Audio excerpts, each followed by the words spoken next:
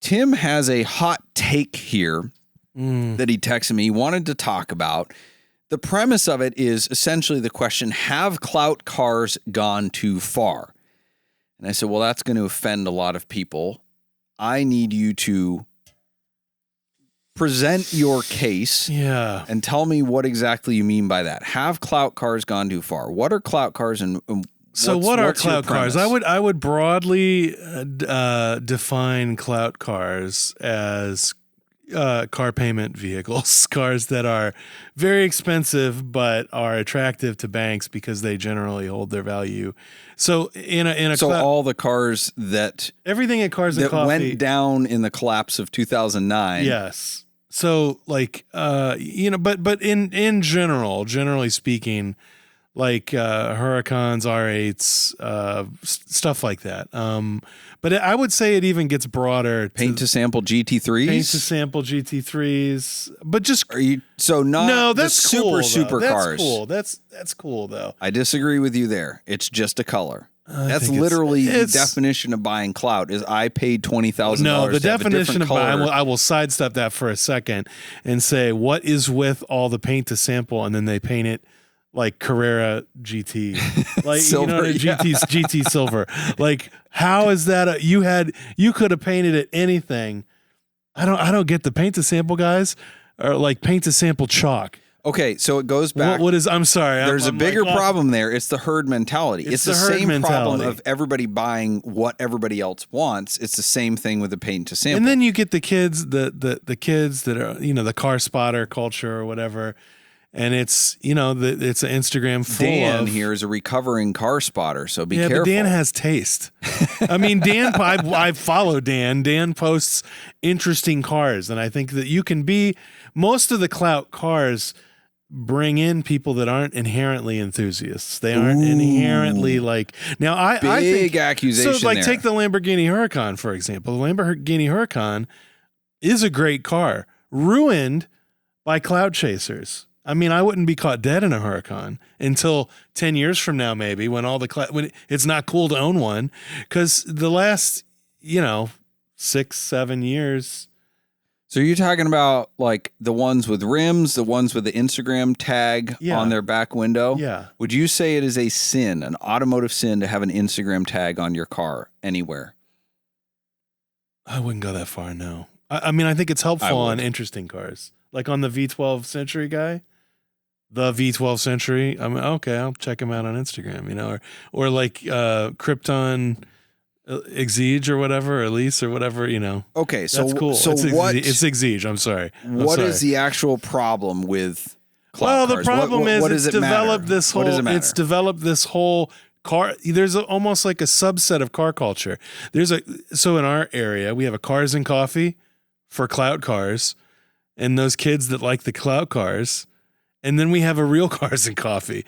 I mean, so what's at the Real Cars and Coffee? Like real cars, cheap cars, bad cars, expensive cars. What's an enthusiast car? So even at the Real Cars and Coffee, like if a lone Huracan or a lone M4 GTS paint to sample or whatever shows up, typically it's like a real enthusiast owned car. Like he also has 15 other BMWs that are interesting or whatever, rather than the one guy that lives in the apartment with the M4, and it's so like you're saying it's just cars that maybe they can't afford it, or they're stretched beyond their means. Does that make somebody not an enthusiast? They bought it on payments? No, I mean, what makes them not an enthusiast is that they... Like a Huracan is a really good car. It is a really good car, but it's been tarnished a little bit. Would you not agree with this? Maybe. Yeah, it just feels like... I'm trying to get you in trouble with the internet. I know. I am sort of soft-shoeing this a little bit here. Okay, so maybe that's the problem, is I really... Do you understand what I'm saying, though? Sort of. Do you understand? Maybe I haven't articulated my premise. I don't know, but I could make the opposite argument that Cars and Coffee is overrun with non-Clout cars, with like the poser Clout cars, like the pop tune Volkswagens and BMWs that there's a million of that their parents bought them. So it's nice. Yes, Huracans are common and the modern exotics have become accessible. So there's a lot of them, but at least they're like decent cars that people want to see, that they're not just going to see at any car dealer. So I'd rather see a Cars and Coffee full of quote unquote clout cars. I'd much rather see it full of oddball random stuff that people like just because they like it, not because it's a trend.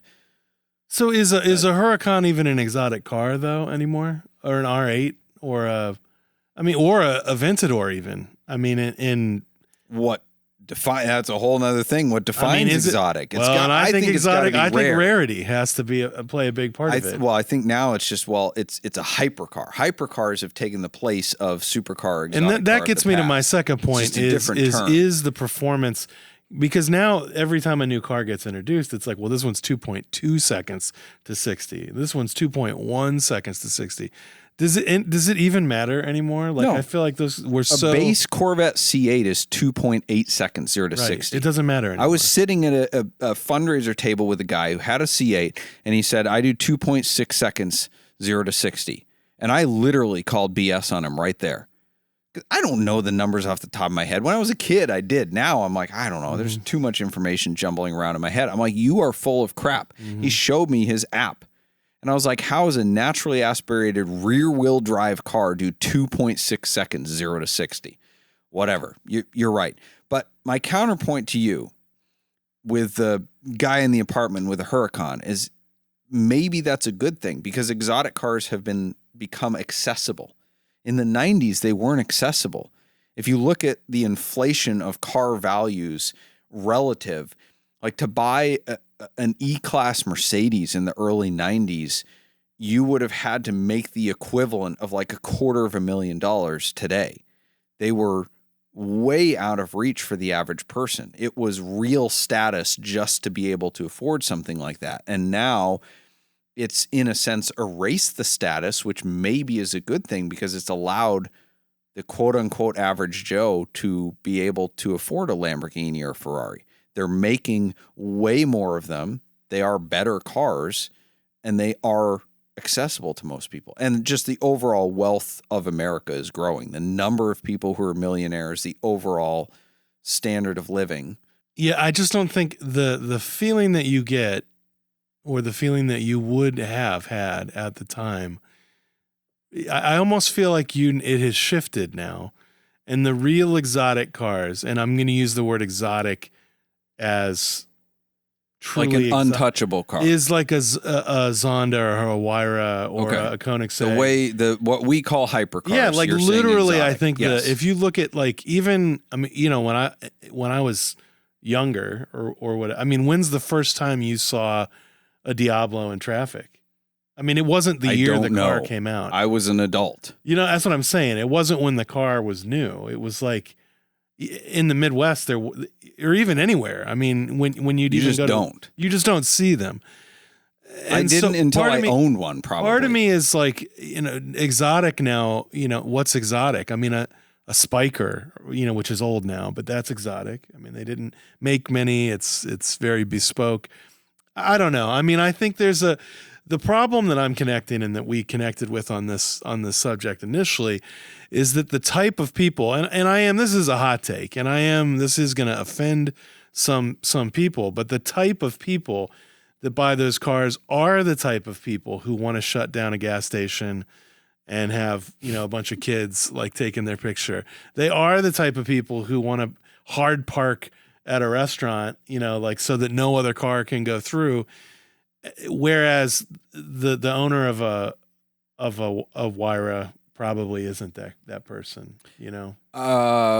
It's a clout chaser. The rev limit Lamborghini, the Lamborghini rev battles. You can't buy a Aventador because they all need valve jobs. I mean, because every one of them is like cold start. I mean, no oil pressure, no temperature. I have a problem with that just because to me, I find it incredibly annoying. But that's not an enthusiast. No enthusiast ever they would say they are. They have everybody around them with cameras. It's someone's enthusiastic about something. I don't know. Maybe this is a conversation to have, but I just feel like that's ruining car culture. Okay. You know, I would say that is. I'm not saying this broadly. Like I want to hear, you know, like I want to hear a Murcielago rev. I mean, I think cars generally sound better under load. So if you have a car that makes a pretty noise, it sounds better driving up the road than it does free revving off the rev limiter. Now that's an opinion. I just stated my personal opinion about it, but I just think that culture is similar to cancer. You heard it here. I mean, it just is. I don't know. I mean, Rev Battle Lamborghini owners and those two cultures met. Are cancerous to the car culture. They just met in Gatlinburg. Those two cultures met. The 28 degrees of negative camber, like what is that? Stance Nation. The Stance Nation and the Clout Chaser Aventador SVJ, owned by someone with a car payment, just united for what is the worst car show ever in the history of man. Yeah. And I just think it's funny to me because like no one that would have owned, I'm not saying that like you inevitably were cool if you had a 355.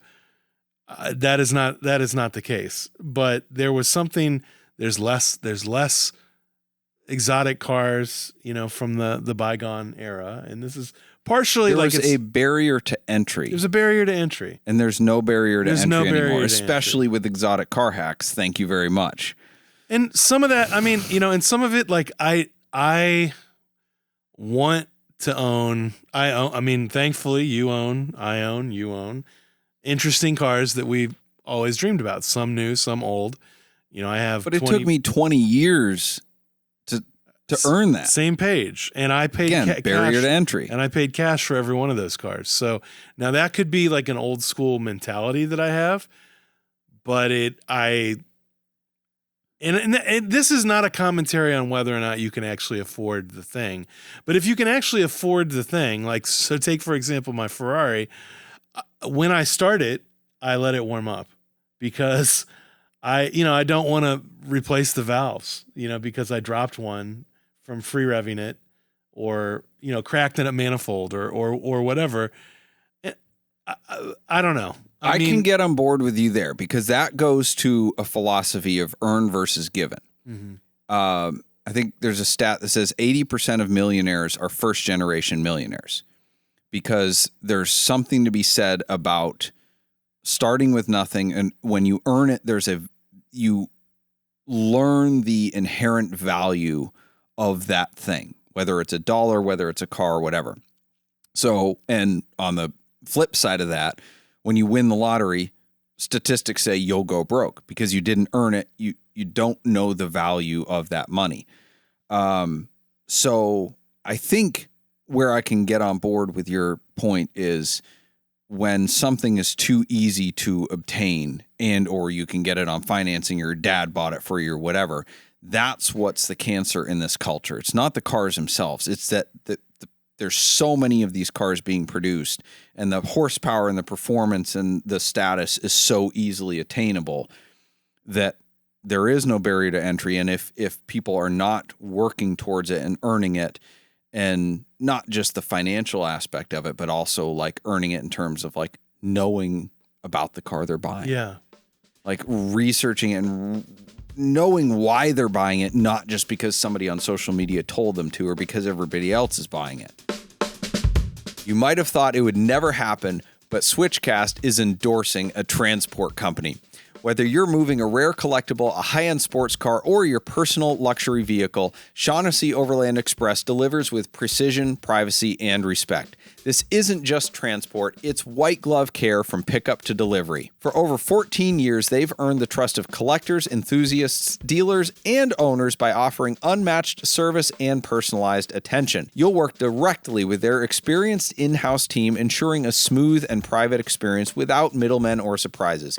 Every shipment is protected with up to $3 million in cargo insurance, offering peace of mind for even the most valuable and rare vehicles on the road. In addition to their enclosed fleet, they've also established a trusted auto transport brokerage service, giving you access to a nationwide network of vetted, open, and enclosed carriers. Whether you need transport on a route they don't currently operate or their carriers are at full capacity when your schedule demands, they'll still get it done without compromising the Shaughnessy standard of excellence. Same Same professionalism, same personal touch, expanded flexibility. We are proud at Switchcast to endorse Shaughnessy Overland Express as the official transporter of Switchcast. Visit soexinc.com and tell them Switchcast sent you. So the third part of this that I would say, and you can audit this and tell me if I'm right here, but so all those cars that so up to, say the Audi R8 or the Gallardo Superleggera, like that's the end of one era, and then now we're in another era. Because cars have become so like generationally ridiculously fast, Christian von Koenigsegg posted a video 2 weeks ago now of a car that he always wanted. I know you've seen this probably, but it's a Lotus Esprit. And he's always wanted one. He got one, and he like basically resto-modded the interior, put Regera vents on the inside of it, and loves it. And there's an interview with him and Mate Rimac where they talk about just like where cars are, because their cars now have 2,000 horsepower and quarter mile in 4 seconds or whatever. That's not that fast, but very ridiculous. And the contention is that before exotic cars were built to this sort of feeling. When you drove a Countach, you felt a certain way. When you drove a Diablo, you felt a certain way. And when I drive an SF90, I don't feel that way. When I drive that's actually a really good example. An SF90 is not a good Ferrari. It's very, it just doesn't, the 296 is even a better car, I would say. Even going back a generation, I think the 458 is a better car in terms of the way it feels, the way it drives. And I think that they agree with me somewhat on this premise that 500 horsepower and 2,500 pounds is a real sweet spot that we've gotten away from. Mm-hmm. In the chasing of crazy quarter mile time, the Veyron sort of set this, impossible. Now everything beat the Veyron, then everything beat the Chiron, then everything beat the whatever.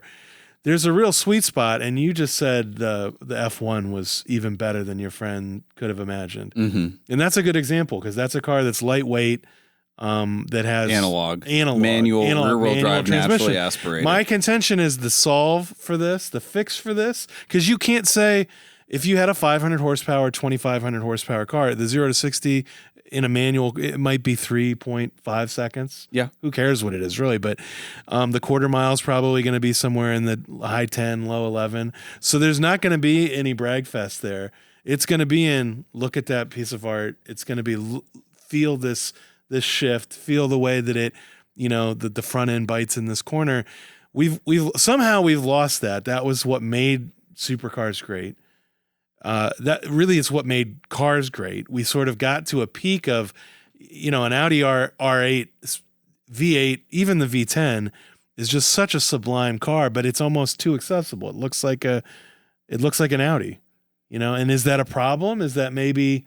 It only does now in hindsight. When it came out, it was world ending. I think it looks better now than it even did then. I mean, I like that car. I'm not using that as a negative necessarily. What I'm saying is that I think there's the era now, I think it should be the era of the enthusiast, and hopefully the affordable enthusiast. They're talking about Christian von Koenigsegg's talking about making a car similar to that and in a price point, between 100 and 200,000, which would be, hilariously affordable. So you're saying we got to go backwards to go forwards. I am making that argument to recapture. I am making that argument because I think when you look at, I wanted to buy a new 911 this year, and I am chagrined to find that I will not be buying a new 911 this year, because the only 911 that I really want is a 911T, and it's a manual. I want a manual. It only has 388 horsepower. And it weighs and is giant. It just doesn't. The math. 388 horsepower is not an only unless you. That's a good amount of horsepower. Well, the M2 is better. The M2 is a far better car for half the money. How much does it weigh? $160,000, and it weighs well over 3,000 pounds, which is my vector for power to weight is wrong. If it weighed 2,800 pounds, okay, but it doesn't. I think it's going to be tough to get back to that point, because Maybe. Those cars existed in a perfect era of some airbags, some safety stuff, some EPA regulations, but not so many that we have to add another 500 pounds to the car. So I don't know if we'll ever really get back there. Lotus has been trying to, and they keep getting banned from the U.S. Yeah, they did just get banned. I have counterpoints to what you said, but I don't actually agree with any of them. They're just playing devil's advocate for the sake of playing devil's advocate. So we'll leave it with that. 500 horsepower, 2,500 pounds, manual cars. If we can get back there and get away from the Clout cars that are 700 horsepower, all-wheel drive, automatic, the whole thing, yeah. Cars need to be... Accessibility isn't the problem. Accessibility is a huge problem. Yeah. Interactiveness, I mean, is a huge problem. I drove that 996 GT3 RS, and I could not believe... I could not believe how much I liked that car. I always liked the 996 is a nice form factor because it's like almost 993 small. It's not huge. It's a little bit of a bigger car. It's a little longer wheelbase, but it's still now it's like hilariously small compared to a 992. I mean, it literally feels fit inside. It feels like smaller than it is smaller than a Cayman, a modern GT4. So it's like. Porsche, I feel like, well, what should Porsche make for enthusiasts? I mean, the answer is the 996 GT3 RS, just not $475,000. I know what the answer is. I know what it is. And some manufacturers are already doing this. It's the Singer formula. Yeah. They can't make new cars without conforming to all the safety regulations. Mm-hmm. So Porsche and other manufacturers need to go back, Lotus maybe, and Restomod their old cars. I think I hope they don't. The one thing where Singer gets a little stuck is because they end up being $1 million is they let all these Clout chasers say, well, can I get rhinestones on the interior? Analog Elise. Have you heard of that? The Elise S1s at a company in the UK is doing this. Not the Singer. I shouldn't say the Singer treatment, but they're updating everything. They're improving everything and modernizing what needs to be done.